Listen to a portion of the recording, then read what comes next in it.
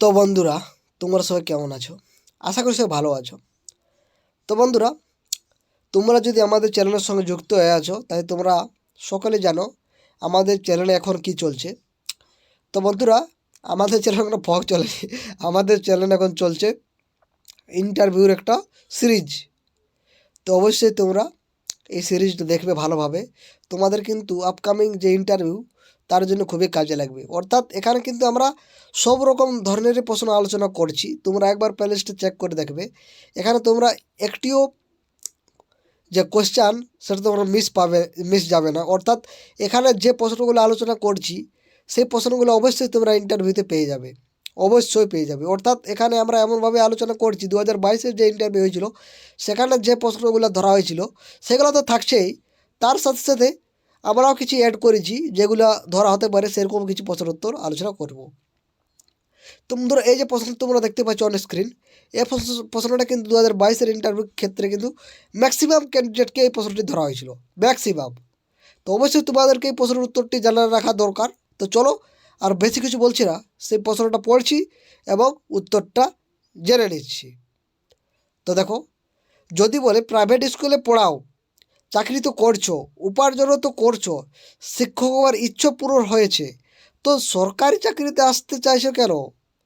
এই প্রশ্নটি অনেকবারেই জিজ্ঞেস করা হয়েছে। তো এই প্রশ্নটির উত্তরটা কীভাবে দেবে আপনারা? তো আপনাদেরকে উত্তরটা দিতে হবে, আমাদের দেশের যে আর্থিক ব্যবস্থাপনা সেখানে প্রাইভেট স্কুলগুলোতে সমাজের একটি বিশেষ শ্রেণীর বাচ্চারাই পড়াশোনা করে। সুতরাং সমাজের বৃহৎ অর্থে সমাজের প্রত্যেক শ্রেণীর মানুষের জন্য কাজ করার জন্য সরকারি স্কুলের বিকল্প নাই। সমাজের একটি বৃহৎ অংশ যারা বঞ্চিত, লাঞ্ছিত, তার মূল শিক্ষার স্রোত থেকেও হয়তো বহু দূরে, এমন শ্রেণীর মানুষের মুখে ভাষা তুলে দেওয়ার জন্যই আমরা সরকার স্কুল শিক্ষকতা করার ইচ্ছে। অর্থাৎ যদি এক কথায় বলো যে প্রাইভেট স্কুলে সেখানে কিন্তু যারা টাকা পয়সার দিক থেকে এগিয়ে আছে তারাই কিন্তু সেই স্কুলে পড়াতে পারে। কিন্তু এই যে ভুল বললাম আমি, সরি। অর্থাৎ কি বলবেন যে সরকারি স্কুলে নিম্ন শ্রেণীর মানুষ, অর্থাৎ আর্থিক দিক থেকে যারা পিছিয়ে আছে তারাই কিন্তু সরকারি স্কুলে তাদের বাচ্চাগুলোকে পড়ান, কিন্তু তারা প্রাইভেট স্কুলে পড়াতে পারে না আর্থিক দিক থেকে অনেক দুর্বল থাকার কারণে। তাই আমি কিন্তু এই সরকারি স্কুলে সবাইকে সমান চোখে দেখব এবং সবাই সবাইকে আমি কিন্তু সেই ভালোভাবে পড়াবো। অর্থাৎ নিম্ন শ্রেণীর মানুষের জন্য কিছু করার যে ইচ্ছাটা, সেটাই আমার একমাত্র লক্ষ্য। তাই আমি সরকারি স্কুলে পড়াবো। বুঝতে পেরেছ? তো অবশ্যই তোমরা দেখো ভালোভাবে, আমি ভুল বলে দিলাম তার জন্য দুঃখিত। তো তারপর প্রশ্নটি দেখো, মানুষের মধ্যে ভুল হয় তার জন্য আমি দুঃখিত। দেখো, তাছাড়া আর কী বলা যায়? তাছাড়া সরকারি স্কুলে শিক্ষকতার যে চাকরি তার নিরাপত্তা রয়েছে অবশ্যই, কোনো প্রাইভেট স্কুলে কখনোই দিতে পারবে না। সেটা নিরাপত্তা দেবে? কোনো দিনই দেবে না। আজ তুমি প্রাইভেট স্কুলে যাচ্ছ, কালকে তোমাকে বাদও দিয়ে দিতে পারে, তাহলে তুমি কিছু করতে পারবে না। কিন্তু সরকারি স্কুলে এটা করতে পারবে না। হয়তো বেতন কোনো ক্ষেত্রে বেশি দিতে পারে, হ্যাঁ বেতনের একটা ব্যাপার থাকতে পারে, কিন্তু নিরাপত্তা, সম্মান, মর্যাদা ইত্যাদি দিক দিয়ে সরকারি স্কুলের চাকরি অনেক এগিয়ে। আর এই সমস্ত কারণে আমি কিন্তু সরকারি স্কুলে শিক্ষক হতে চাই। তো কেমন লাগলো তোমাদের প্রশ্নের উত্তরটি? যদি ভালো লাগে থাকে অবশ্যই কমেন্ট করতে পারো। আমি কিন্তু প্রথমে একটু ভুল বলেছি, আমি বারবার বলছি, তার জন্য দুঃখিত বন্ধুরা। তো দেখো, তারপরে যে প্রশ্নটা দেখো, সমগ্র শিক্ষা মিশন এটা কি জিনিস আমরা জানবো।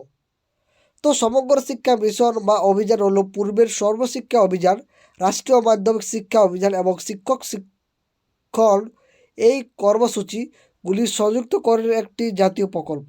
অর্থাৎ এই যে সর্বশিক্ষা মিশন বা অভিযান, এটা হচ্ছে পূর্বের যে সর্বশিক্ষা অভিযান ছিল এবং রাষ্ট্রীয় মাধ্যমিক শিক্ষা অভিযান এবং শিক্ষক শিক্ষণ কর্মসূচিগুলির সংযুক্তকরণকে আমরা জাতীয় প্রকল্প বলছি। 2011 সালের পরবর্তী সর্বশিক্ষা অভিযানে সমগ্র শিক্ষা বিশ্বরূপে আত্মপ্রকাশ করে। এটার লক্ষ্যটা কী রয়েছে? গুণগত মানের শিক্ষা দিতে হবে শিক্ষার্থীদেরকে, বিদ্যালয়গুলির উন্নতি সাধন করতে হবে, শিক্ষা ব্যবস্থায় প্রযুক্তির ব্যবহার করতে হবে, আইসিটি, নারী শিক্ষার উপর গুরুত্ব আরোপ করতে হবে, কারিগরি শিক্ষার ব্যবস্থার উপর গুরুত্ব দিতে হবে।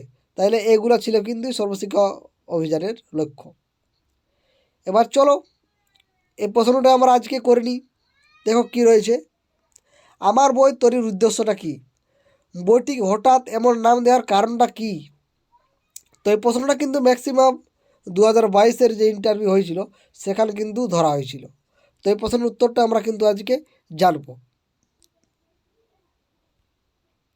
তো ক্লাস 1 এবং ক্লাস 2-তে বাংলা, ইংরেজি, অঙ্ক বা আরও কিছু আনুষঙ্গিক বিষয় নিয়ে একটি বই আছে যার নাম হচ্ছে আমার বই। এই বইটি শিশুদের কাছে খুবই আকর্ষণীয় করে তোলার জন্য এই বইটিতে প্রতিটি পেজে বা প্রতিটি বিষয়ে রঙিন চিত্র ব্যবহার করা হয়েছে। সুন্দর সুন্দর বক্স তৈরি করে সমস্ত বিষয় বিভিন্ন অনুশীলনে এই বইতে উপস্থাপন করা হয়েছে। দারুণ মজাদার কবিতা, সুন্দর সুন্দর উদাহরণ ব্যবহার করে কিছু গাণিতিক সমস্যা এবং খেলার বিষয়বস্তুগুলি বা ইংরেজি ওয়ার্ড এই বইটিতে লক্ষ্য করা যায়।